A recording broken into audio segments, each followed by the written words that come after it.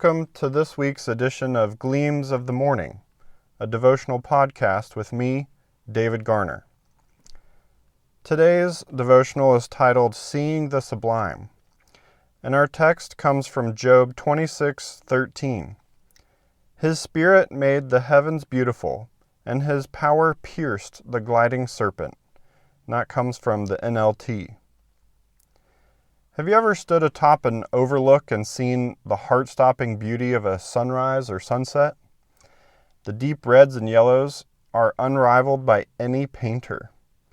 In college, I had the fortune to go on a mission trip to the island of Kauai in Hawaii. The last morning we were there, a friend and I hiked up to the peak of a mountain behind where we were staying to watch the sunrise. We set out in complete darkness and had to hike for nearly an hour. The trail was steep and winding.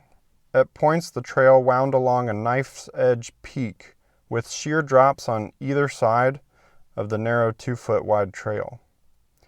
As we rose higher, the fog enshrouded us so that we could only see a few steps ahead. Flashlights were useless as the fog scattered the light so much the trail became harder to see with the lights on. The dawn light grew steadily as we climbed higher up the peak. At the summit, the wind cleared some of the fog so we could see a deep valley before us facing east. However, the horizon was completely shrouded by stewy fog. This was the only morning I had awakened early enough to see a sunrise. I prayed that God would grant me the blessing of seeing the majesty I had only witnessed in pictures, a Hawaiian sunrise. I little expected God to answer that simple prayer. Yet, God had already answered several prayers on our trip with clear and direct miracles. A few minutes after my prayer, the wind picked up. I watched as it blew the fog. The fog didn't all dissipate, but instead a kind of tunnel opened.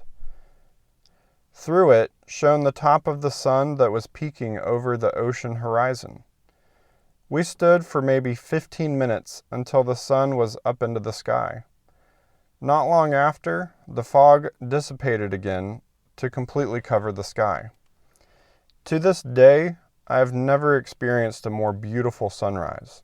Nothing will compare with the one where God pulled back the foggy curtain just so I could marvel at his creation.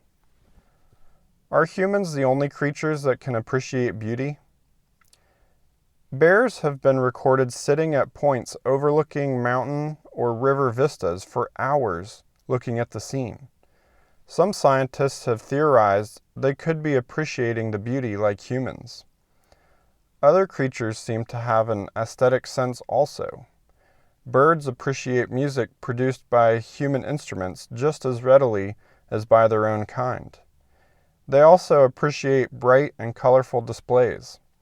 Humans can correctly pick out the males most likely to be selected as mates based on the brightness of their feathery array. Sir David Attenborough pointed this out in a lecture he gave titled Beauty and the Beasts. He said, quote, "To me, it is a delight to think we share and take pleasure in much the same sorts of things as our birds and butterflies and mammals and many other creatures in the world." End quote. And I agree with him.